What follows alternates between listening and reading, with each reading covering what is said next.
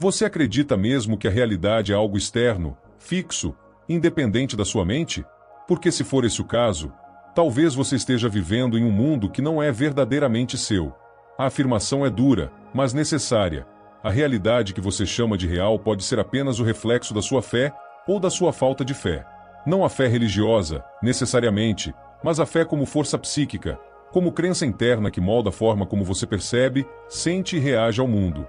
Carl Jung, um dos maiores nomes da psicologia do inconsciente, dizia que aquilo a que você resiste, persiste, mas o que você acredita, cria. E não há frase mais poderosa para iniciar essa conversa do que a que está em Provérbios capítulo 23, versículo 7. Porque assim como ele pensa consigo mesmo, assim ele é. A Bíblia afirma, Jung aprofunda, e a ciência moderna começa a provar. Você não vê o mundo como ele é. Você vê o mundo como você é. Quantas vezes você já se pegou dizendo nada dá certo para mim? Quantas vezes já pensou que é azarado, que nasceu com um destino difícil, que tudo é mais difícil para você do que para os outros? Agora reflita, será que a vida é mesmo assim? Ou será que você acredita tão profundamente que ela é assim, que acabou por moldar todas as suas decisões, atitudes e percepções para confirmar essa crença? Jung chamava isso de autoimagem inconsciente. Aquilo que você acredita ser verdade sobre você se torna a lente pela qual você filtra toda a experiência da vida. E a lente, quando turva, transforma até a luz em sombra. A fé cria a realidade porque o inconsciente não distingue o que é real do que é imaginado. Quando você alimenta medos, inseguranças e crenças limitantes, o seu inconsciente assume essas ideias como verdades absolutas e age em conformidade. Você se sabota sem perceber, se esconde do sucesso, repele oportunidades. Por outro lado, quando uma ideia é firmemente aceita como possível, desejável e inevitável, sua mente começa a trabalhar para manifestá-la, mesmo sem você notar.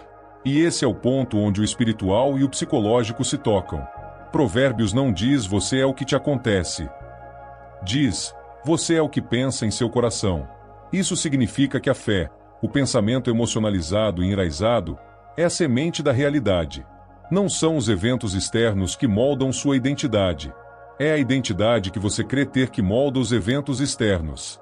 Carl Jung estudou profundamente o simbolismo, os arquétipos e os padrões de repetição que cada ser humano carrega no inconsciente. Ele dizia que aquilo que você não traz à consciência te controla como destino. Ou seja, se você acredita que nunca será amado, que é inferior, que não tem valor, você atrairá relações que confirmem isso.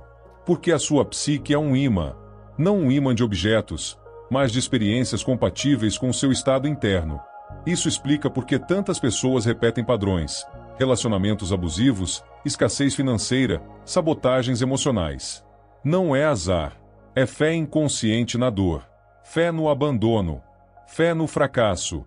E aqui está o ponto mais desafiador.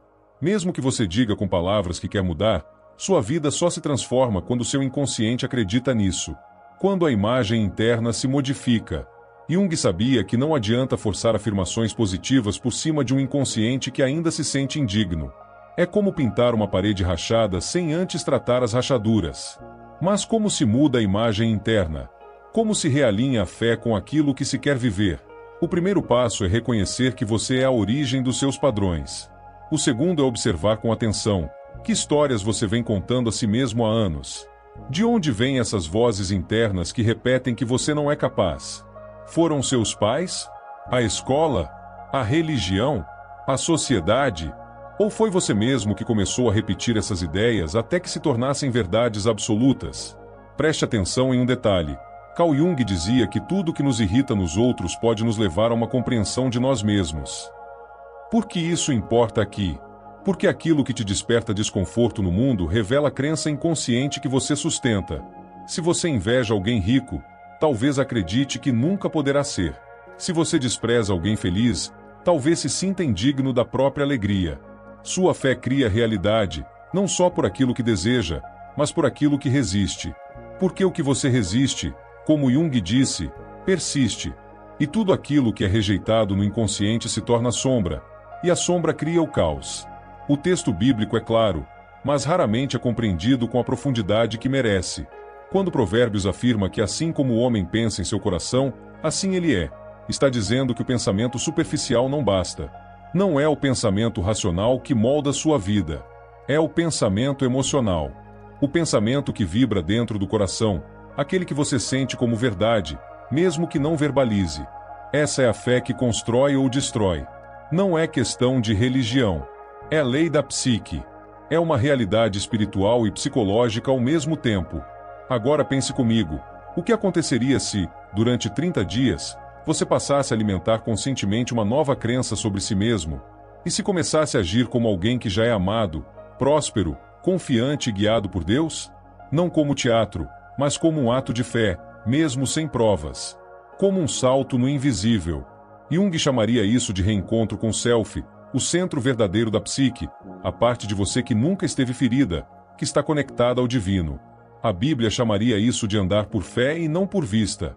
Ambas as linguagens falam da mesma coisa. O invisível vem antes do visível. O interno molda o externo. O mundo é uma continuação da sua mente.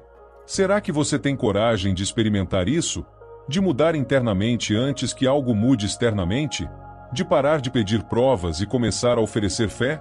Porque no fundo, a sua realidade atual, por mais dolorosa que seja, está de certa forma alinhada com o que você vem sustentando internamente.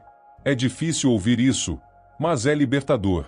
Porque se foi você quem construiu esse mundo interno, então também pode reconstruí-lo.